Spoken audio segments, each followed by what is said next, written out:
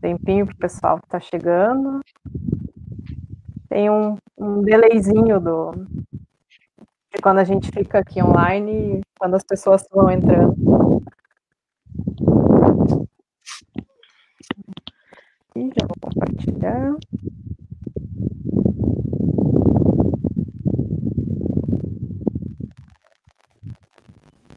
Ué. Então tá, o pessoal tá chegando aí devagarzinho, nesse frio aqui no sul, né, nas outras regiões aí, espero que esteja um pouquinho mais calor. Nós vamos dando início, então, à nossa 14ª live. Muito boa noite a todos que estão aí nos ouvindo hoje.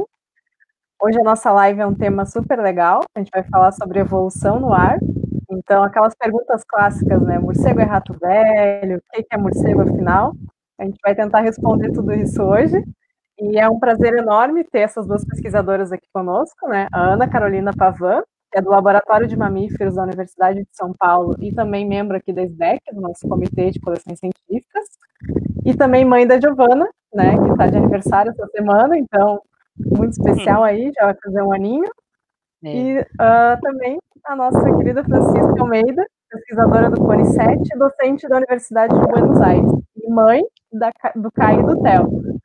Então, espero que todos tenham uma boa live. Agradeço muito a presença de vocês duas e passo a palavra para vocês.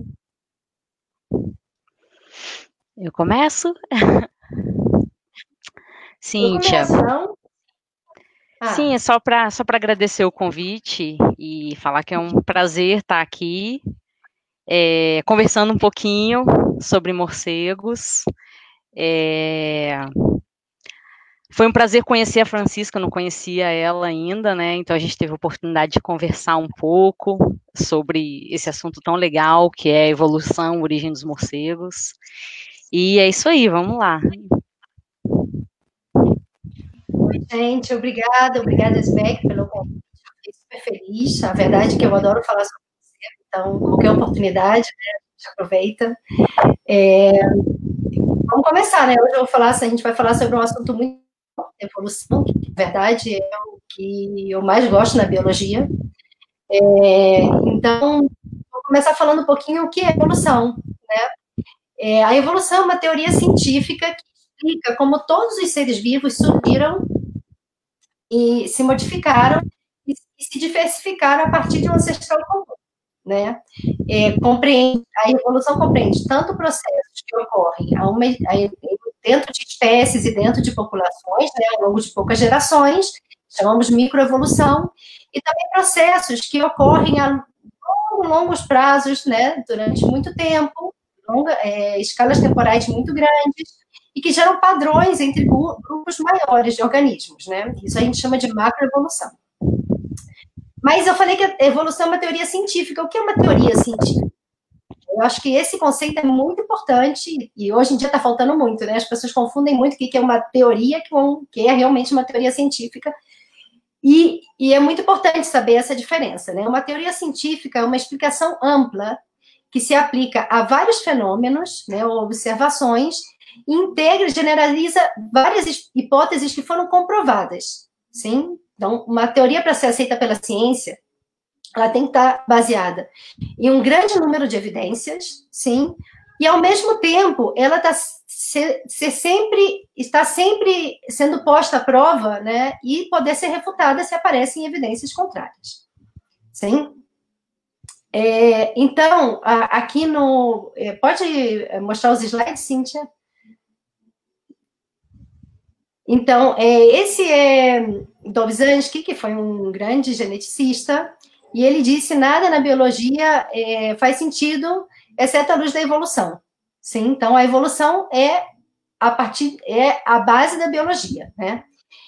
O próximo, por favor. Eu que estou passando, desculpa.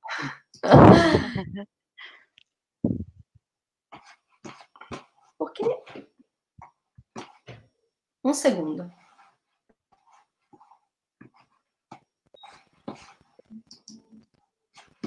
Bom, então, a evolução é representada graficamente através de árvores filogenéticas, né? E uma árvore filogenética é uma árvore que representa as relações evolutivas entre espécies ou entre entidades biológicas, né, em geral. E essas entidades biológicas se conectam através de ancestrais comuns.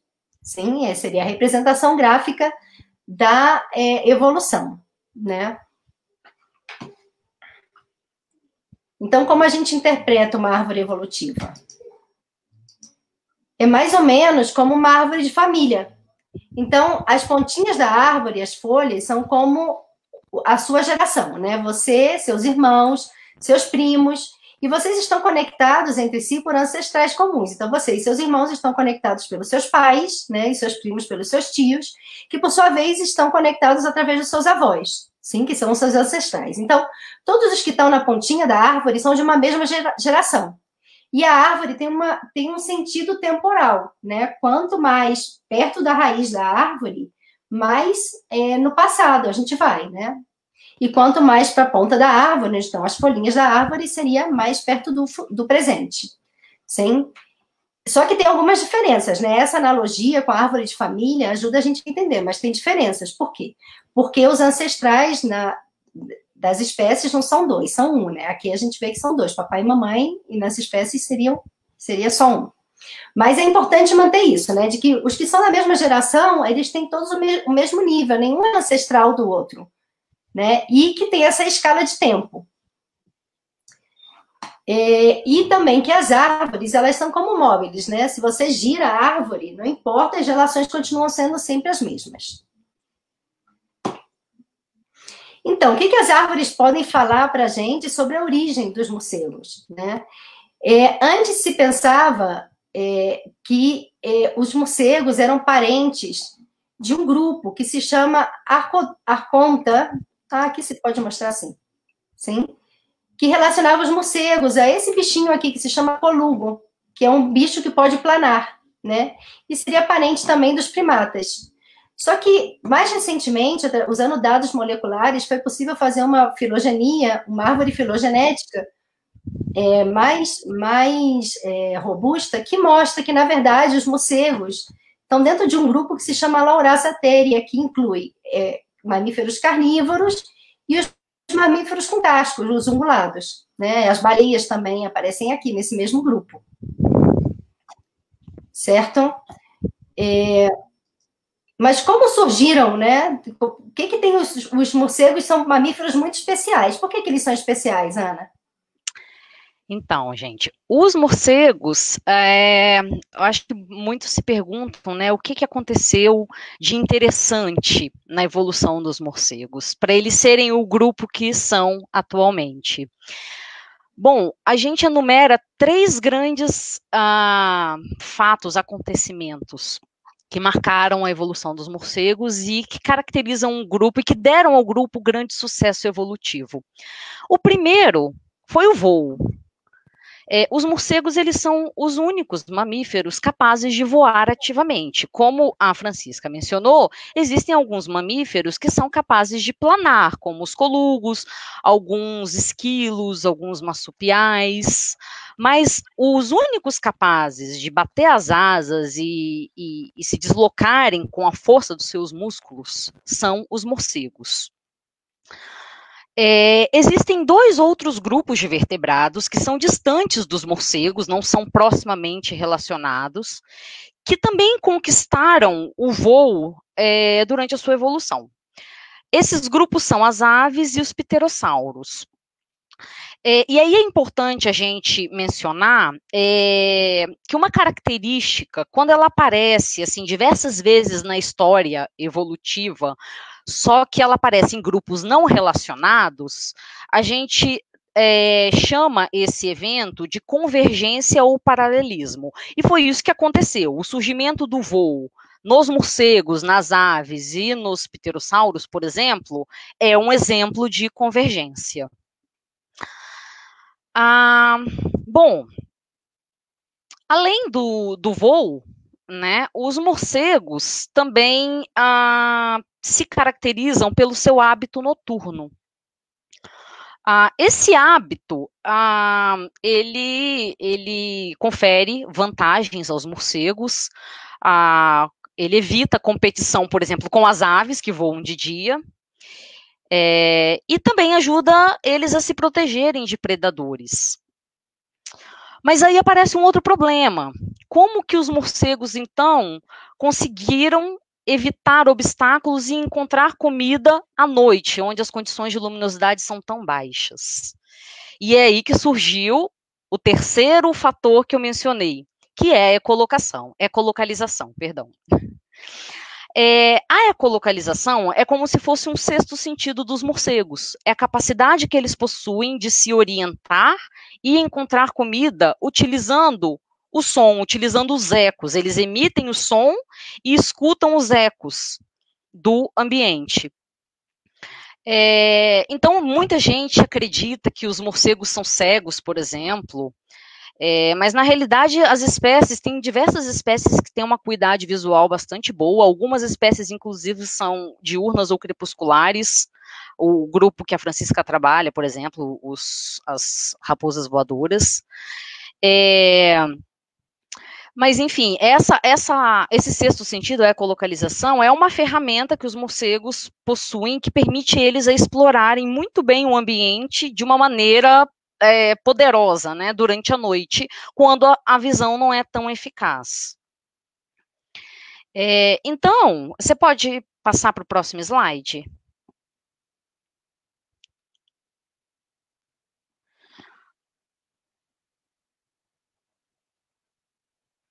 Os morcegos, eles possuem diversas adaptações morfológicas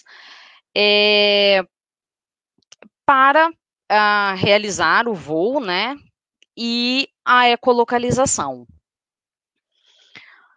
Bom, algumas adaptações óbvias, né, eles possuem os membros anteriores modificados em asas, e os membros anteriores são muito mais compridos do que os membros posteriores.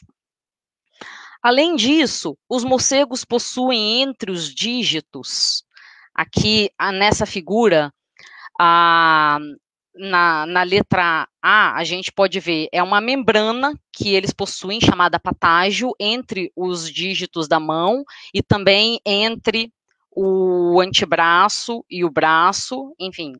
Essa membrana, ela permite os morcegos realizar o voo, né, ela auxilia.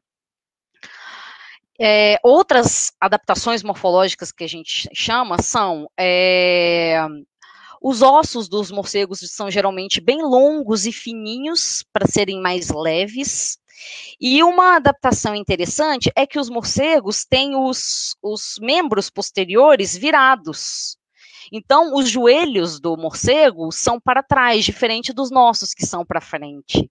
Aqui tem um vídeo mostrando isso claramente. Você consegue rodar, Francisca? Esse é um esqueleto de um morceguinho daqui da região neotropical. E aí, tá vendo como que o joelho dele é para cima? É invertido, né? O quadril todo membro posterior é invertido, de modo que os joelhos fiquem para trás. E os morcegos também possuem adaptações morfológicas interessantes na região craniana, e isso está sendo mostrado aqui nessas figurinhas C e D, que está relacionada à recepção dos sons. Eles possuem cócleas, que é esse osso que essa região que está apontada aqui na seta, eles possuem essa região muito grande, onde fica o ouvido interno, e eles possuem ossos específicos que conectam a região do ouvido interno com a região da laringe, e que permite ao morcego uma série de interações, o morcego coordenar entre a emissão do som e a recepção do eco.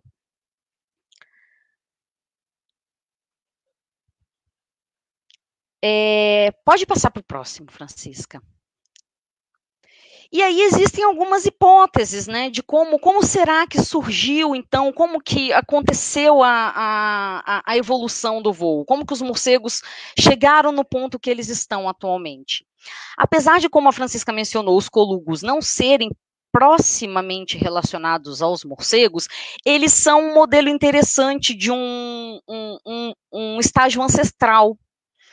Não existe uma evidência científica, mas muitos pesquisadores especulam que poderia ter acontecido nesse sentido. Aqui a figura mostra isso. O colugo, a relação entre os membros anteriores e posteriores, e aí começou a acontecer o alongamento dos membros anteriores, e aqui a gente percebe o alongamento dos dedos da mão. Então, esses dois estágios da direita seriam estágios intermediários entre o que são, na esquerda, na parte superior, o colugo, e na parte inferior, o morcego hoje. Essa é uma hipótese de como que teria acontecido a evolução e como que teriam sido estados ancestrais dos morcegos.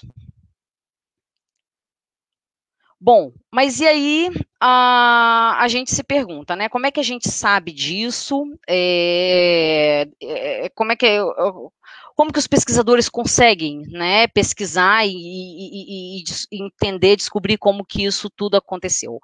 Muito a gente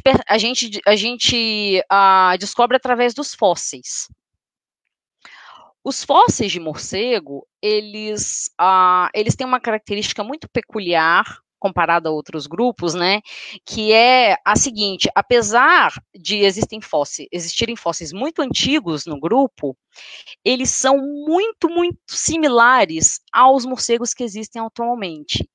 Isso significa que não existe um link perdido entre mamíferos terrestres e os morcegos. Os fósseis de morcegos, eles já são muito parecidinhos, né?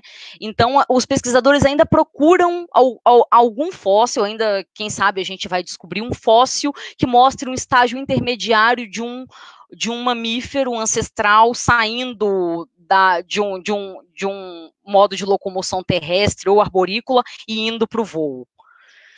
Existem mais ou menos 280 espécies de morcego já extintas que foram descritas, e esse registro dos fósseis, ele se estende a aproximadamente 55 milhões de anos atrás, então é bastante tempo. Existem fósseis de morcegos bem antigos e alguns incrivelmente preservados, como esses que estão aparecendo no slide. O mais comum é que realmente sejam só pedacinhos de dente ou pedacinhos da mandíbula. Então, esses que estão aparecendo aqui são realmente fósseis incríveis.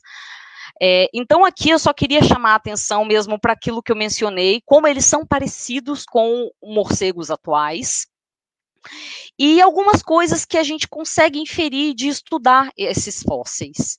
Então, esses três que estão aparecendo aqui nesse slide, são morcegos de aproximadamente entre 40 e 50 milhões de anos, e todos eles, os pesquisadores acreditam que, além de voarem, claro que está óbvio através por conta das asas, né, da razão entre os membros anteriores e posteriores, os pesquisadores acreditam que esses morcegos também utilizavam a ecolocalização já.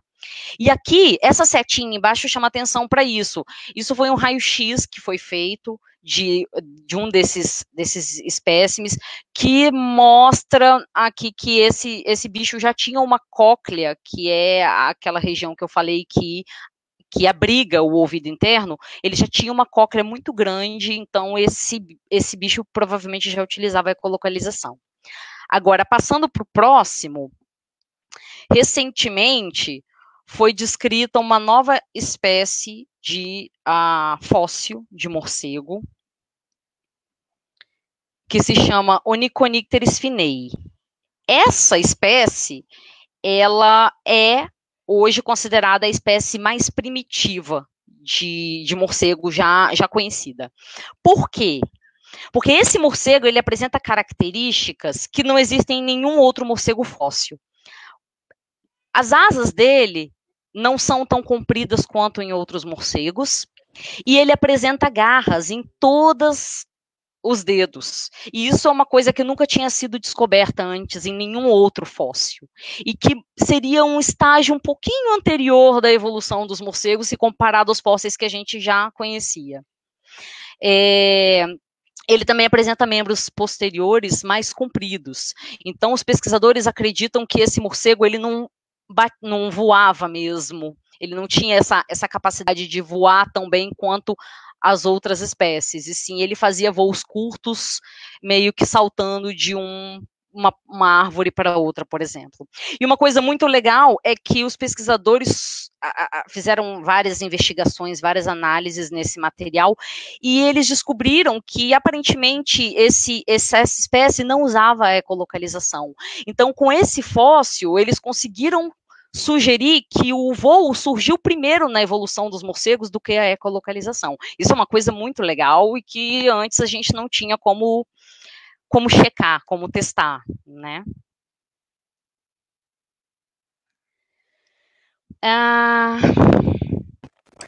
Ana, aproveitar que tu tá falando aí, fazer uma perguntinha rápida que surgiu aqui. Deixa eu só tirar aqui, colocar a pergunta para a gente ver. A Marcela Batista perguntou: como os morcegos evoluíram de forma tão rápida em relação à diversidade de espécies e hábitos alimentares? Ela está falando de BH. Certo, Marcela.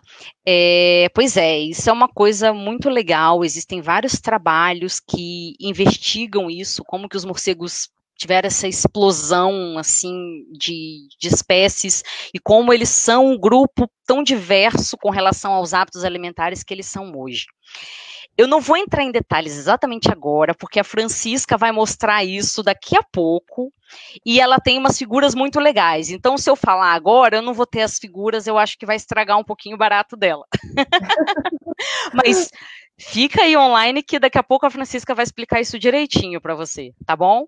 Beleza. E depois também a Marcela fez uma outra pergunta aqui, acho que em relação, né, à ecolocalização ser tão difundida em golfinhos e baleias, né, e depois só que o pessoal ficou descobrindo que existe também em outros animais. Ela pergunta se existe alguma relação na evolução da ecolocalização, formação do ouvido em morcegos e cetáceos. Então, não. E isso é outra coisa muito legal. Lembra que eu falei da asa, né? É uma convergência entre aves e pterossauros e morcegos. A ecolocalização é a mesma coisa.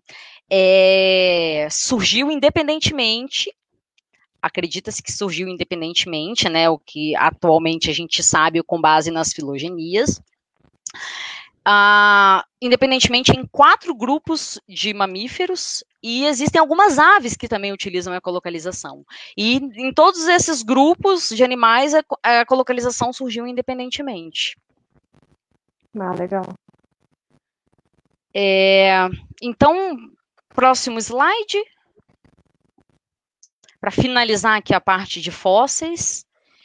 E essa figura, ela é uma filogenia, ela é uma árvore filogenética que posiciona esses fósseis que eu mostrei, que são os fósseis mais famosos, assim, de morcegos, com relação aos outros grupos de mamíferos e aos morcegos que existem atualmente. Né?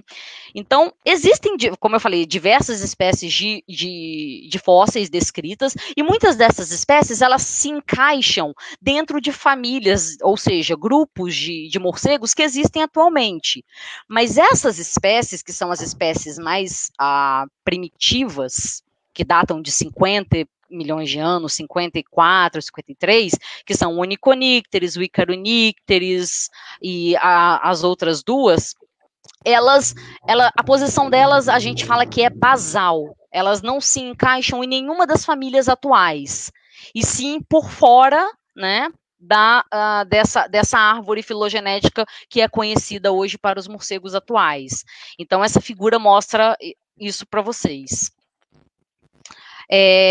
Bom, mas então, aí eu falei um pouco dos fósseis, né, da diversidade passada dos morcegos, que a gente conhece. O que a gente pode falar, então, sobre o que se sabe sobre a evolução dos morcegos atuais? A Francisca vai falar um pouquinho para a gente.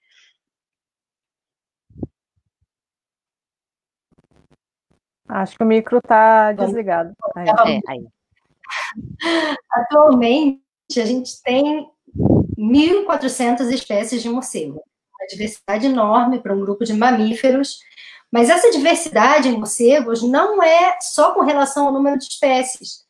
O grupo morcegos é um grupo muito interessante, porque além de ter um número grande de espécies, tem também uma grande diversidade em ecologia, em morfologia, em comportamentos, né, em um montão de coisas. Então, fazem com que esse grupo seja um grupo muito legal para você estudar como ocorre a evolução, né? Como a gente, um pouco tem relacionado a uma das perguntas que teve, né? Como é que chegamos a essa diversidade incrível, não só em número de espécies, mas em todo o resto que a gente vê nos morcegos. Só que para a gente poder estudar esse tipo de coisa, a gente precisa de uma árvore. A gente precisa saber a relação entre essas 1.400 espécies de morcego. Então, é aí que vem esse slide que mostra essa foto. Essa é Lucila Amador e a outra é Letícia Moyers, e elas estão segurando uma árvore filogenética que tem quase 800 espécies de morcego. Das 1.400, a gente conseguiu colocar numa árvore quase 800 espécies, né?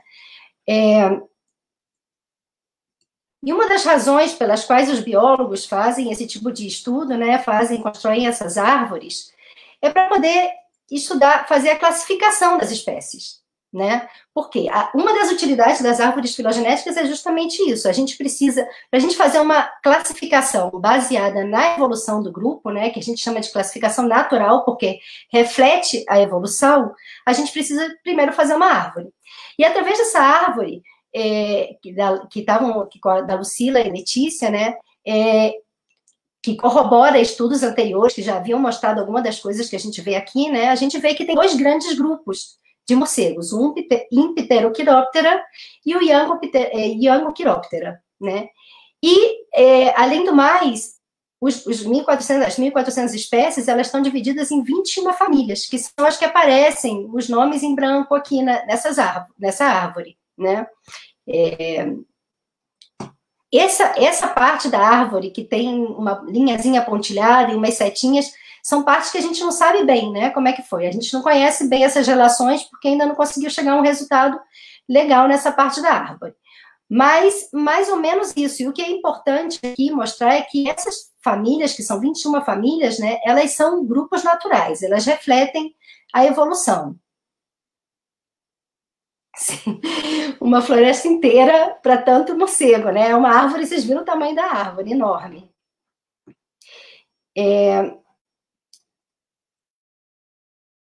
Esse slide aqui mostra quais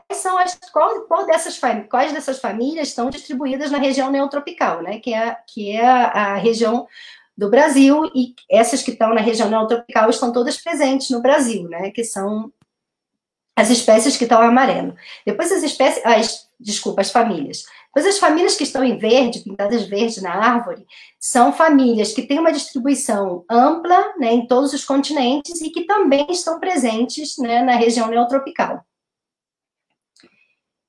Aqui, entre as outras famílias, distribuição mundial, né, que são essas que estavam em verde, e depois tem algumas famílias que são mais restritas à Ásia e à África. O que sim é que a maioria, apesar de algumas famílias, como o Vespertilionidae, ter uma distribuição ampla, né, que vai até regiões temperadas e até mais perto dos polos, a maioria das famílias de morcegos, elas estão distribuídas nos trópicos, né? A maior diversidade de morcegos se encontra nos trópicos.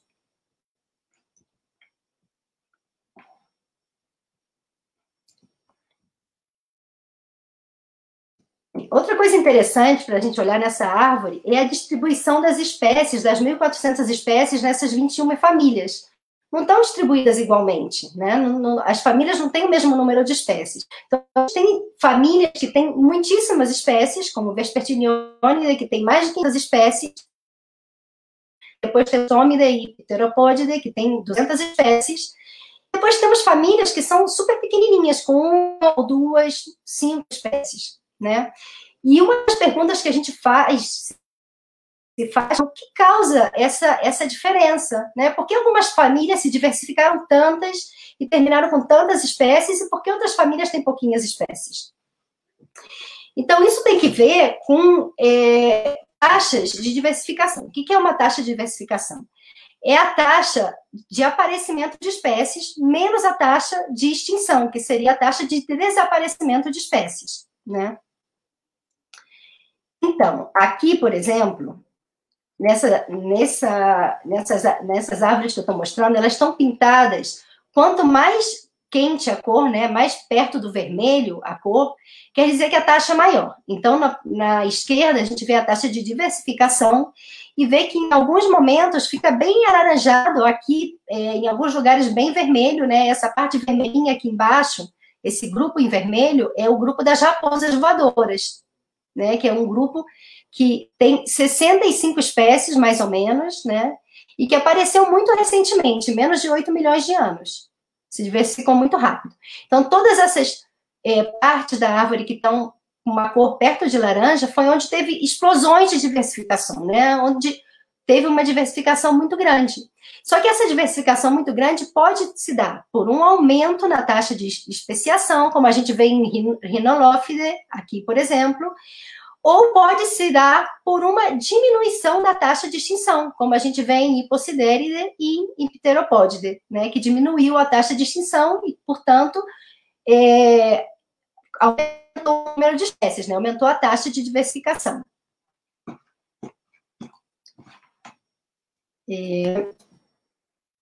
Bem, outra coisa interessante que a gente usa para a qual a gente usa as árvores é para estudar a evolução de características das espécies, né? Por exemplo, a gente pode usar essa árvore, né, que se gerou com das 21 famílias, para estudar como evoluiu a dieta dos morcegos. E a Ana vai falar um pouquinho disso agora. Tá com o microfone desligado, Ana. Desculpa, gente, eu tinha desligado, eu esqueci. Então, na verdade, isso que a Francisca falou, de estudar as características, essa é a mensagem que a gente quis muito passar nessa nossa live. Como as filogenias, elas são importantes. A filogenia, ela representa o nosso conhecimento sobre a evolução de um grupo. Ela é essa representação mesmo. E com ela a gente pode estudar várias coisas.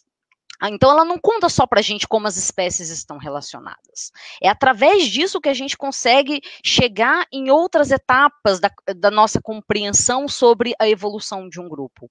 Então, por exemplo, aqui essa figura, ela mostra como que os morcegos sofreram uma grande diversificação em sua dieta. Aqueles fósseis que eu mostrei lá atrás,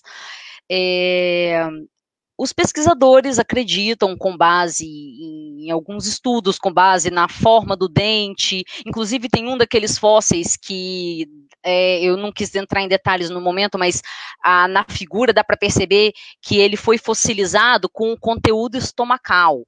E os pesquisadores analisaram aquilo, tiraram um raio-x e compararam com dados que existem atualmente, e eles chegaram à conclusão que o conteúdo estomacal daquele fóssil era feito de escamas de mariposas, de diferentes tipos de mariposas e algumas asas de inseto. Então, tudo leva a crer que os morcegos ancestrais se alimentavam de insetos, e essa é a hipótese mais aceita atualmente, que a dieta ancestral dos morcegos era o que a gente chama de insetivoria, a alimentação de insetos. Só que aí, ao longo da evolução, os morcegos eles foram se diversificando e ocupando diferentes nichos ecológicos e se adaptando a outros tipos de dieta. Então, aquela árvore que a Francisca mostrou, que está aqui de novo, com toda a diversidade atual de morcegos, a gente vê que as famílias possuem dietas muito, muito diversas. Então, por exemplo, pode dá o play, Francisca. Pteropódide, que é a primeira família, que são as raposas, então esse é o estado ancestral, né, insetos. Então, Pteropódide, que é a família das raposas voadoras, se alimentam de frutos e de néctar. Megadermatide, que é uma família que ocorre lá na Ásia, ela se adaptou para incluir também animais. Ela se alimenta de insetos, mas ela também inclui alguns ratinhos, outros morcegos, assim como uma família que existe aqui na região neotropical, chamada Philostomide, que é a maior família, a família mais diversa de morcegos da região neotropical. Algumas famílias, como Noctilionide e Vespertilionide, possuem espécies que se alimentam de peixes. E voltando aos filostomídeos, que são um grupo muito legal e com uma diversidade de hábitos alimentares muito grande, existem espécies que se alimentam de frutas, de néctar, de outros morcegos ou de ratinhos, existem espécies que comem sapos, existem espécies que se alimentam de insetos, e existem espécies hematófagas, que se alimentam exclusivamente de sangue. Então, isso é uma coisa muito legal, observar como que isso foi acontecendo ao longo da evolução do grupo. E, além da dieta, a gente também consegue investigar outras características usando uma filogenia. Pode passar para a próxima. Por exemplo, o que aconteceu com a ecolocalização ao longo da história evolutiva dos morcegos? Como a Francisca mencionou, antigamente os morcegos, eles eram divididos, a classificação tradicional dividia os morcegos em dois grupos, os Megachiroptera e os Microchiroptera. Os Megachiroptera são os morcegos, as raposas voadoras. E todos os outros morcegos eram agrupados em Microchiroptera. E essa classificação ela era feita com base na morfologia dos morcegos. Com as técnicas mais recentes, a inclusão de dados moleculares para entender e investigar a história evolutiva e as relações das espécies, essa nossa visão das relações dos morcegos mudou um pouco. Hoje a gente tem uma nova classificação, que é a divisão nessas duas subordens, em Pterochiroptera e Angochiroptera. E a gente viu que as raposas voadoras, elas são mais próximas de um grupo de microquirópteros do que dos demais, né? Então, a gente mudou o nosso entendimento sobre a relação dentro do grupo, e com isso surgiu uma questão bem difícil, porque antigamente acreditava-se que a ecolocalização tinha surgido uma única vez em morcegos, só nos microquiróptera, porque os megaquirópteros, as raposas voadoras, não utilizam a ecolocalização, elas são a única família. São 21 famílias. 20 das 21 famílias utilizam a ecolocalização e as raposas voadoras não utilizam. Apenas algumas espécies utilizam, mas é uma ecolocalização muito rudimentar, através de cliques da língua, né? Enquanto a ecolocalização real, que a gente fala dos outros morcegos, ela é emitida através de uma caixa aqui na laringe. E aí, com a mudança do entendimento das relações, surgiu essa questão de que, então, a ecolocalização não surgiu uma única vez dentro dos morcegos. Ou ela surgiu nos morcegos e depois ela foi perdida apenas nas raposas voadoras, ou ela surgiu duas vezes, uma para esse grupo que aparece aqui na nova classificação de Megaderma e Rhinolophus, e uma segunda vez em Angochiroptera. Então, essa é uma coisa bastante intrigante. Até hoje existem... Isso é uma coisa que é dinâmica, né? Constantemente está mudando, saem trabalhos a respeito disso, mas cada vez mais a gente tem essa hipótese corroborada, né, da relação dos morcegos e de que possivelmente foi isso mesmo que aconteceu. A gente não tem como dizer se a ecolocalização surgiu e foi perdida pelas raposas, ou se ela surgiu duas vezes. E uma outra coisa legal dentro desse tema de ecolocalização é que ela não funciona exatamente igual em todos os grupos. Cada morcego cada grupo de morcegos utiliza ela de uma maneira diferentemente. A ecolocalização, resumindo rapidamente, é o quê? O morcego emite o som, alguns morcegos emitem pelo nariz, outros morcegos emitem pela boca. Então, isso já é uma coisa que varia dentro da filogenia. E ele emite o som, e aí o som bate nos objetos, reflete, e ele escuta o eco. E aí, muitos morcegos, eles emitem o som, e aí eles ficam mudos e escutam o eco depois. Então, eles separam a emissão e o retorno do eco no tempo. Só que tem alguns morcegos que eles encontraram uma alternativa diferente. Eles emitem o som e escutam ao mesmo tempo. Os chamados que eles emitem são muito longos, e quando eles escutam o eco, eles ainda estão emitindo o chamado. E aí, como que eles fazem para diferenciar? Essa é, digamos, o que é considerado a estratégia mais complexa de ecolocalização dentre os morcegos. Então, são poucos grupos que a utilizam, a maioria dos morcegos utiliza essa diferença temporal. E aí, o que os morcegos fazem? Eles usam a compensação do efeito Doppler. Eles emitem a frequência, eles utilizam uma frequência constante do som, ou seja, é sempre o grito é sempre numa mesma altura, chamado, e quando o eco retorna numa frequência diferente da que eles emitem. E os neurônios que eles têm conectados ao ouvido interno, eles são ajustados muito finamente. Então, esses morcegos, eles são muito experts. Esses neurônios são ajustados só para aquele intervalo de frequências em que o eco retorna. Então, ele consegue diferenciar o que é o eco do que é o som que ele está emitindo. Isso é outra coisa muito, muito legal e que, enfim, é assunto para uma outra live, só isso. Eu imagino que o pessoal que falou de morcegos insetívoros, já tiveram outras lives, né, sobre sons também, tenha conversado um pouquinho sobre isso. Enfim, esse é um outro aspecto muito, muito legal da evolução dos morcegos. E tem uma terceira coisa que a gente acha que vale a pena comentar também, sobre características que a gente consegue estudar na filogenia, que é a evolução do tamanho, que a Francisca vai falar também.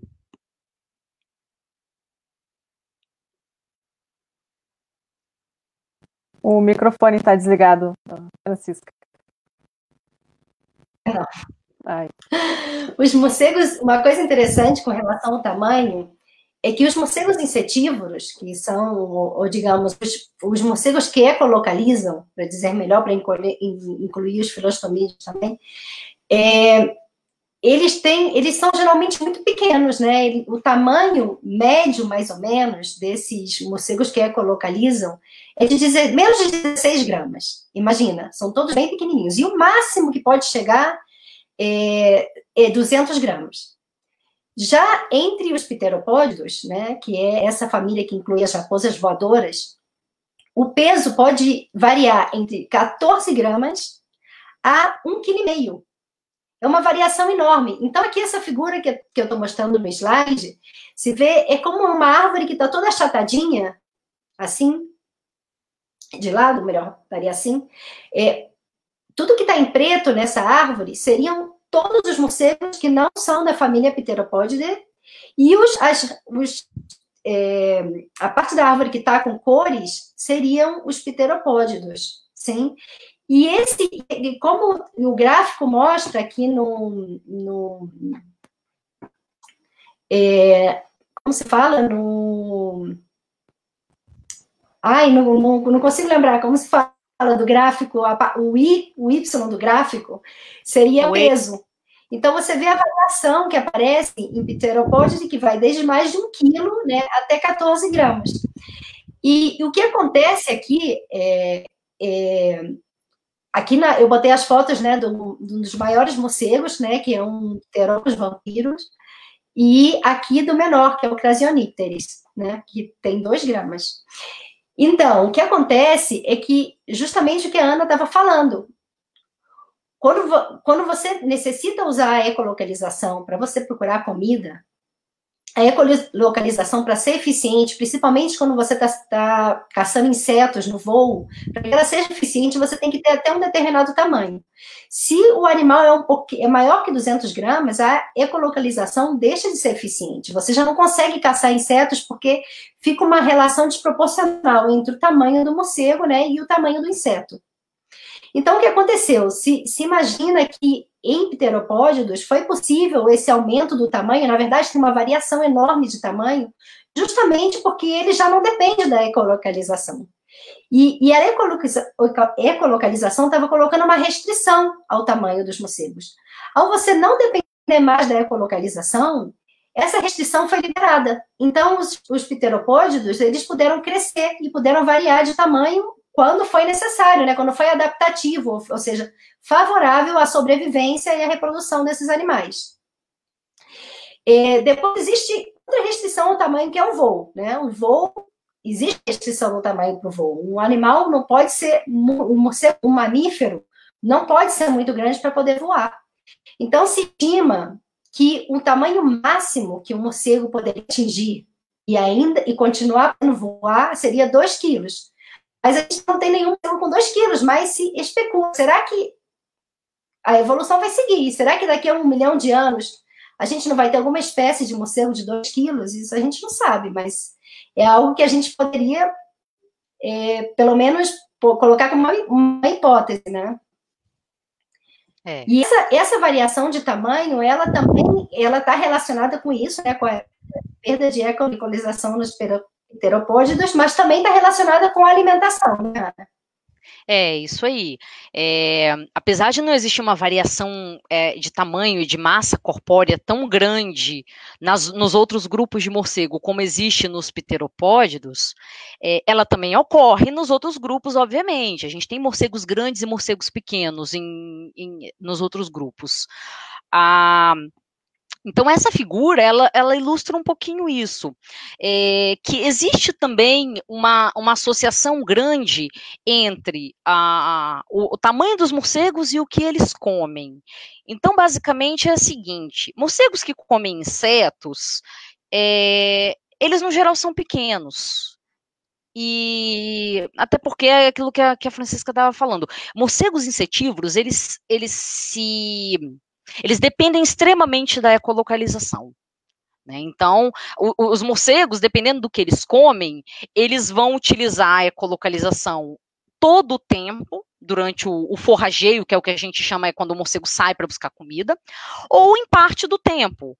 Morcegos, por exemplo, que comem frutas ou que comem néctar, eles às vezes têm rotas específicas, eles usam o olfato, eles sentem o cheiro, então eles não se orientam o tempo todo pela ecolocalização, até porque é uma ferramenta muito legal, mas é muito super custosa para o morcego, né? Então cansa. Então os morcegos só utilizam quando é necessário.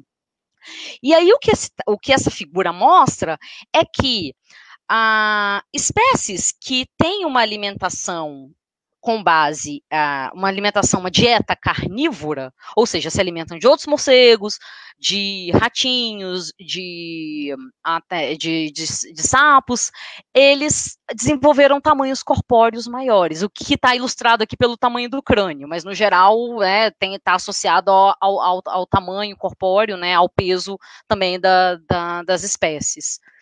Então é isso. Então, basicamente, o recado é esse. Morcegos que comem insetos são pequenininhos. Se o morcego parte para outras dietas, principalmente para carnivoria, eles têm tamanhos maiores.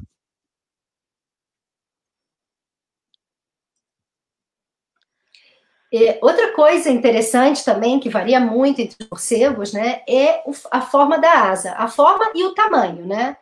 E também, da mesma maneira que o tamanho do animal em geral, né, a forma da asa e o tamanho dela estão relacionados ao que elas comem, o que essas espécies de que elas se alimentam, e também a estratégia que elas têm de caça, né?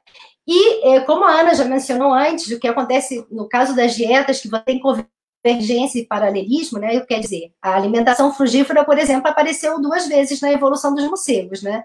Essas formas das asas também existem um monte de paralelismo. Então, por exemplo, os morcegos que se alimentam de néctar têm uma forma de asa parecida, apesar de que eles não são parentes, porque tem morcegos que se alimentam de néctar tanto na família Philostomide como na família Pteropodidae, né?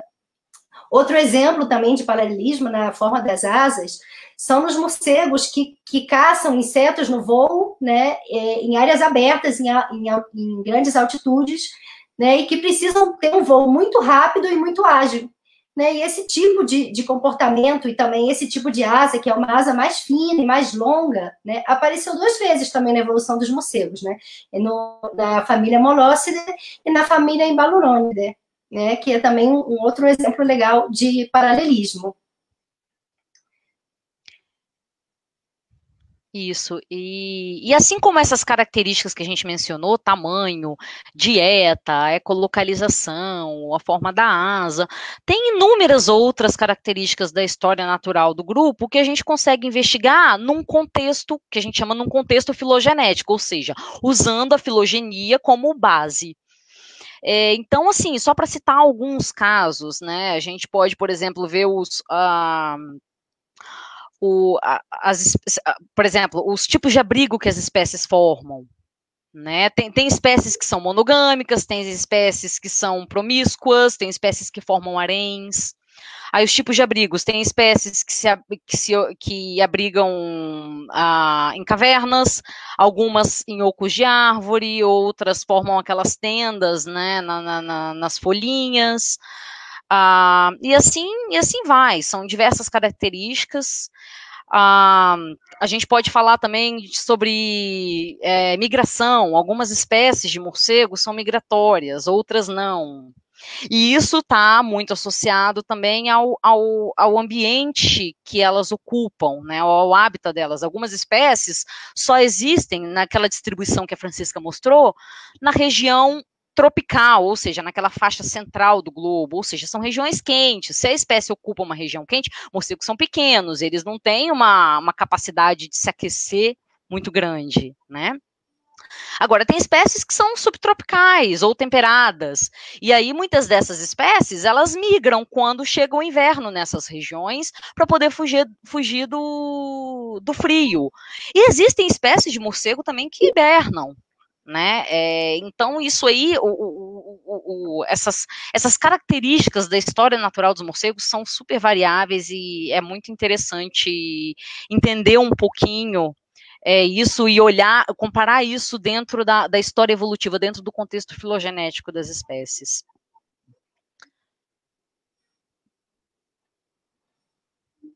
Quer fazer mais um comentário, Francisca? Eu não sei, eu acho que a gente já podia dar uma resumida aqui, não sei se tem perguntas. Então, o pessoal foi fazendo perguntas ao longo ali, agora... Cíntia, eu li algumas aqui. Sim, a gente tem uma que eu coloquei aqui agora há pouco, que a Francisca estava lendo, que a Maria João estava comentando, né, dos morcegos, que em geral famílias que emitem frequências constantes, né, os homens são complicados. Hipocideride, isso, hipocideride e mormófilo. Exatamente. Na verdade, são 2 famílias que ocorrem na Ásia, no sudeste da Ásia e na África, que são Hipocideride e Rhinolophidae. E aí tem, separadamente, um grupo aqui na região neotropical, um gênero de morcegos, na verdade, que é o gênero Pteronotus, que também utiliza essa mesma estratégia.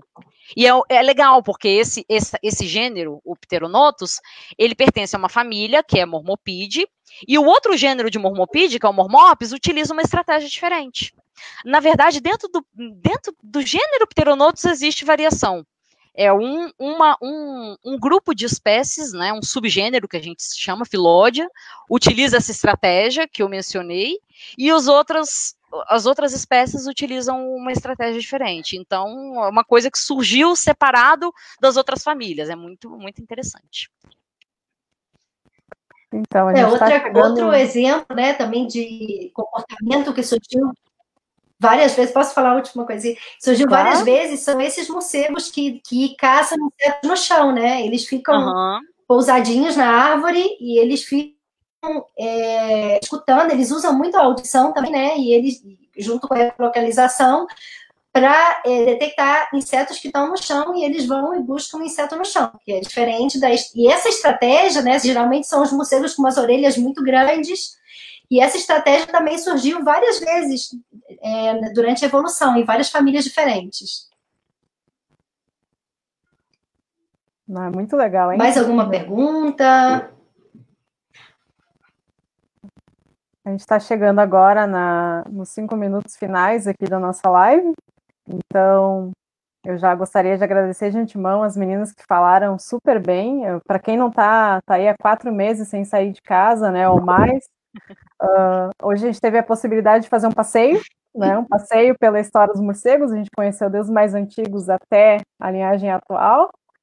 Diferentes formas, diferentes tamanhos, dietas, tá incrível, a live foi incrível, meninas. E então eu vou abrir um espaço para vocês falarem agora. Sim. Então, aspectos gerais que vocês queiram fazer uma conclusão, resuminho, deixar de mensagem para o pessoal aí. Francisca. E a gente queria fazer uma conclusãozinha, né? Vou botar um último slide aqui. Não, só para resumir tudo que a gente falou aqui, né? As coisas que se sabe sobre a evolução dos morcegos, né? Alguns padrões que a gente pode observar com os estudos que se fez até agora, estudos evolutivos, né? Então, primeiro é que isso que foi o que eu falei, né? Que existem mudanças nas taxas de diversificação, né? Mudaram no tempo e mudaram diferentes grupos de morcego, maiores taxas de diversificação, menores, foi uma coisa que mudou bastante. E isso teve que ver não só com características intrínsecas, por exemplo, características dos morcegos. Um dos exemplos que dá é quando os pteropódios são um grupo muito diverso, e se imagina chegar a essa diversidade porque eles inovaram, né? A mesma coisa aconteceu com os filostomídeos, eles inovaram a dieta e conquistaram um novo nicho ecológico, né? Depois, outra coisa que se observa também, a gente falou bastante, é sobre convergência ou paralelismo, né? Quando as mesmas características ou hábitos surgiram em diferentes famílias. Também vimos que tem restrições, né? Que a ecolocalização impõe restrições à evolução do tamanho, assim como o voo, e que muitas das características que a gente observa nos morcegos, né, foram dadas por adaptação, ou seja, foram características que foram favoráveis nesse momento, né, da história, né, no ambiente que eles estavam, com o clima no momento, né, que levaram a uma maior sobrevivência e reprodução, né, que é o que a gente chama, né, que são características que foram selecionadas, né, através da seleção natural. E aí eu acho que essa última frase da Francisca responde um pouquinho de uma pergunta que eu achei aqui que é a seguinte, a pergunta: Pterochiroptera e Angochiroptera são muito diferentes. O que pode ter estimulado ou impulsionado essa divergência tão grande? E é isso, né? São pressões seletivas diferentes. Então, seleção natural é incrível, né? E tem uma outra pergunta que eu queria até fazer um comentário, que é da Bianca. Você pode falar um pouquinho sobre o porquê da mudança no nome dessas duas grandes ordens de quiróptera? Acho que ela estava se referindo a Megaquiróptera e Microquiróptera, né? E como as relações entre os grupos se alteraram, esses dois nomes, eles... É importante a gente mencionar, porque eu acho que a gente tocou pouco nesse assunto, e é uma coisa super importante, a taxonomia. Né? Esses nomes, eles foram invalidados, porque eles representavam agrupamentos que não são mais naturais. E aí foram dados outros nomes, que são Iangochiroptera e Pterochiroptera, que incluem grupos de morcegos distintos. Mas acabou que a gente usou Megachiroptera e Microchiroptera há tanto tempo que até hoje a gente acaba falando sem querer, né? Mas eles já não são nomes oficiais mais. Né? E essa é a parte da biologia que se ocupa disso, a taxonomia, né? Em classificar as espécies, em dar nome a elas, e está super, super relacionada à sistemática e à construção dessas árvores filogenéticas que a gente apresentou o tempo todo aqui nessa live. Muito legal, gurias. Olha, foi uma live incrível. Vocês. No final apresentamos uma floresta, né? Uma floresta inteira de diversidade, ainda assim é pouco, né, para falar, e acho que foi incrível. Então, queria agradecer mais uma vez vocês por terem aceitado o nosso convite de estar aqui hoje conversando, né? Duas mamães atarefadas aí em casa e conseguiram dar um espacinho do seu tempo para falar sobre esse assunto tão legal com a gente, hoje, num dia tão especial, o Dia da Ciência. Então, eu estou muito feliz de estar comemorando esse dia aqui hoje na SBEC e com vocês duas, que são incríveis, foram muito sensacionais nessa apresentação. Então, vou abrir aqui para vocês darem um último recadinho e a gente já se despede do pessoal. Podem falar um último recadinho. Não, eu que agradeço. Eu agradeço pelo convite, foi um prazer estar aqui. Eu quero parabenizar vocês pela iniciativa, né, por esse projeto que vocês têm de levar o conhecimento sobre os morcegos, né, para mais gente, então não só a gente que está dentro da academia. Parabéns para vocês, muito legal e mais uma vez agradeço. Eu também só tenho a agradecer essa oportunidade, foi muito, muito legal poder falar um pouquinho dos morcegos hoje, e realmente é uma iniciativa muito legal. Eu acho que mais disso, a gente precisa de mais disso, né? Divulgar, assim, ciência, nos dias de hoje, principalmente, é uma coisa que faz muita diferença. Então, parabéns a vocês por essa iniciativa e obrigada pelo convite, foi muito legal. Muito obrigada, então. Vou me despedir, né? Nos despedimos do público, então, por hoje. E avisar só um recadinho especial, que semana que vem a gente vai estar entrando na nossa última live desse projeto, né? Depois a gente vai fazer um pequeno hiato antes de apresentar alguns outros projetos que a gente tem pensado em fazer para a Semana do Morcego em outubro. Então, a gente vai precisar de um tempinho para fazer esse planejamento. Por isso que a gente vai ter que dar uma encerrada nesse projeto, mas vai estar muito legal semana que vem também. Então, convido a todos para voltarem aqui na próxima semana, ajudarem a divulgar, né, o nosso projeto. Então, as lives estão no site da SBEC, estão no Facebook, estão no YouTube. Quem perdeu alguma, quer ver de novo, quer compartilhar, fiquem à vontade. Quanto mais a gente espalhar o conteúdo sobre morcegos, melhor. Então, era isso, pessoal. Nos vemos semana que vem. Tchau, tchau.